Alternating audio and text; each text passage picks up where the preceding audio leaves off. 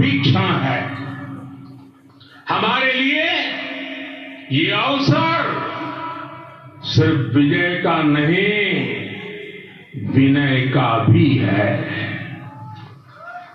दुनिया का इतिहास साक्षी है कि कई राष्ट्र अपने ही इतिहास में उलझ जाते हैं। ऐसे देशों ने जब भी अपने इतिहास की उलझी हुई गांठों को खोलने का प्रयास किया, उन्हें सफलता पाने में बहुत कठिनाई आई, बल्कि कई बार तो पहले से ज्यादा मुश्किल परिस्थितियां बन गई। लेकिन हमारे देश ने इतिहास की इस गांठ को जिस गंभीरता और भावुकता के साथ खोला है, वो ये बताती है कि हमारा भविष्य हमारे अतीत से बहुत सुंदर होने जा रहा है। वो भी एक समय था जब कुछ लोग कहते थे कि राम मंदिर बना तो आग लग जाएगी। ऐसे लोग भारत के सामाजिक भाव की पवित्रता को नहीं जान पाए। रामलला के इस मंदिर का निर्माण भारतीय समाज के शांति, धैर्य, आपसी सद्भाव और समन्वय का भी प्रतीक है। हम देख रहे हैं ये निर्माण किसी आग को नहीं, बल्कि ऊर्जा को जन्म दे रहा है। राम मंदिर समाज के हर वर्ग को एक उज्जवल भविष्य के पथ पर बढ़ने की प्रेरणा लेकर आया है। मैं आज उन लोगों से आह्वान करूंगा, आइए आप महसूस कीजिए, अपनी सोच पर पुनर्विचार कीजिए। राम आग नहीं है, राम ऊर्जा है। राम विवाद नहीं, राम समाधान है। राम सिर्फ हमारे नहीं है, राम तो सबके हैं। राम वर्तमान नहीं, सिर्फ वर्तमानी नहीं, राम अनंत काल है। साथियों, आज जिस तरह राम मंदिर प्राण प्रतिष्ठा के इस आयोजन से पूरा विश्व जुड़ा हुआ है, उसमें राम की सर्वव्यापकता के दर्शन हो रहे हैं। जैसा उत्सव भारत में है, वैसा ही अनेक देशों में है। आज अयोध्या का ये उत्सव रामायण की उन वैश्विक परंपराओं का भी उत्सव बना है। रामलला की ये प्रतिष्ठा वसुधैव कुटुंबकम के विचार की भी प्रतिष्ठा है।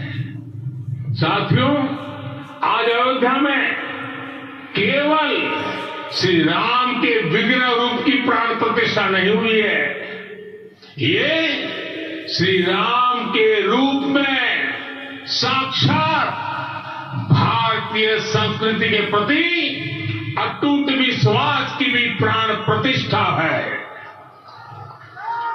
ये साक्षात मानवीय मूल्यों और सर्वोच्च आदर्शों की भी प्राण प्रतिष्ठा है। इन मूल्यों की, इन आदर्शों की आवश्यकता आज संपूर्ण विश्व को है। सर्वे भवन्तु सुखिनः, ये संकल्प हम सदियों से दोहराते आए हैं। आज उसी संकल्प को राम मंदिर के रूप में साक्षात आकार मिला है।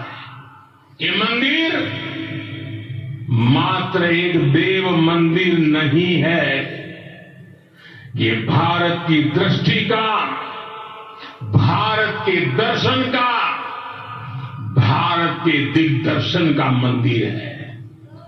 ये राम के रूप में राष्ट्र चेतना का मंदिर है। राम भारत की आस्था है, राम भारत का आधार है, राम भारत का विचार है, राम भारत का विधान है, राम भारत की चेतना है, राम भारत का चिंतन है, राम भारत की प्रतिष्ठा है, राम भारत का प्रताप है, राम प्रवाह है, राम प्रभाव है, राम नीति भी है, राम नीति भी है, राम नित्यता भी है, राम निरंतरता भी है, राम विभु है, विशद है, राम व्यापक है, विश्व है, विश्वात्मा है। और इसलिए जब राम की प्रतिष्ठा होती है तो उसका प्रभाव वर्षों या शताब्दियों तक ही नहीं होता, उसका प्रभाव हजारों वर्षों के लिए होता है। महर्षि वाल्मीकि ने कहा है, राज्यम 10 सहस्राणि प्राप्य वर्षाणि राघव, अर्थात राम 10,000 वर्षों के लिए राज्य पर प्रतिष्ठित हुए, यानी हजारों वर्षों के लिए राम राज्य स्थापित हुआ। जब त्रेता में राम आए थे तब हजारों वर्षों के लिए राम राज्य की स्थापना हुई थी। हजारों वर्षों तक राम विश्व पथ प्रदर्शन करते रहे थे। और इसलिए मेरे प्यारे देशवासियों, आज अयोध्या भूमि हम सभी से, प्रत्येक राम भक्त से, प्रत्येक भारतीय से कुछ सवाल कर रही है। श्री राम का भव्य मंदिर तो बन गया, अब आगे क्या? सदियों का इंतजार तो खत्म हो गया, अब आगे क्या? आज के इस अवसर पर जो दैवीय आत्माएं हमें आशीर्वाद देने के लिए उपस्थित हुई हैं, हमें देख रही हैं, उन्हें क्या हम ऐसे ही विदा करेंगे? नहीं, कदापि नहीं। आज मैं पूरे पवित्र मन से महसूस कर रहा हूं कि काल चक्र बदल रहा है। ये सुखद संयोग है कि हमारी पीढ़ी को एक कालजयी पथ के शिल्पकार के रूप में चुना गया है।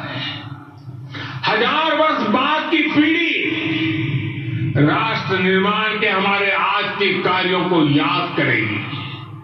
इसलिए मैं कहता हूं, यही समय है, सही समय है।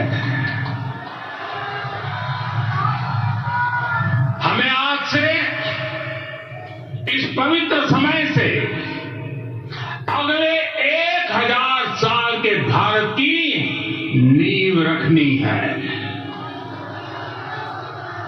मंदिर निर्माण से आगे बढ़कर अब हमें सभी देशवासी यही इस पल से समर्थ, सक्षम, भव्य, दिव्य भारत के निर्माण की सौगंध लेते हैं।